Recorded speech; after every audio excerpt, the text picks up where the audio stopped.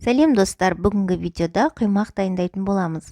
Құймақты сүттің сары суынан және қайнаған 30 грамм ыстық суға 1 шай қасық ас содасын салып, ерітінді жасап, 2 тамшы сірке суын тамызатын боламыз. Достар, егер видео ұнаса, каналға тіркеліп, лайк басып, комментария жазып, қоңырауша белгісін басып қойыңыздар. Ас содасын ерітуге 5 минутқа қойып қоямыз.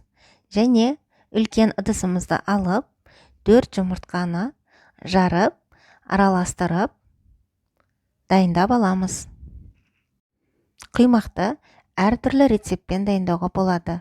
Сумен, сүтпен, сүттің сары суымен дайындауға болады. Егер сізге құймақтың дәмі, шекері тәтті болған қаласаңыз, ол кезде шекерді молынан қосыңыз. Мен 70 грамм шекер қостым. Және татымына қарай тұз қосасыз. Кез келген тағамды дайындар алдында асықпағаныңыз жөн. Барлық қоспаларды қосып, мұқият араластырып алғанымыз жақсы. Ендеше осы сұйықтыққа сұйық майдан 2 ас қасық қосамыз.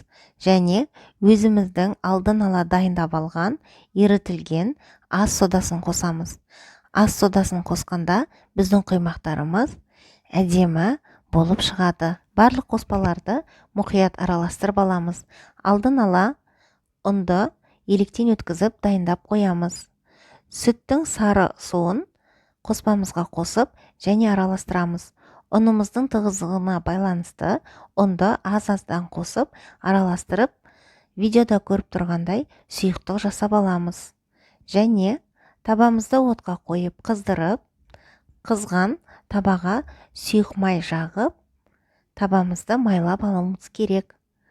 Майланған табаға дайын болған сұйықтығымызды құйып, құймақтарымызды дайындайтын боламыз. Достар, егер сіздерге видео ұнаса, каналға жазылып, комментария жазып, қоңырауша белгісін басып қойыңыздар. Және де құймақтарымызды осылай сарғайғанша пісіріп алып, келесі бетіне аударып пісіріп отыратын боламыз. Достар, мінекей біздің де құймақтарымыз дайын болды. Сіздермен келесі видеода кездескенше жасап көріңіздер, өте дәмді құймақтар шықты. Сіздерді келесі видеода күтетін боламын. Сіздермен болған Қарлығаш. Сау болыңыздар.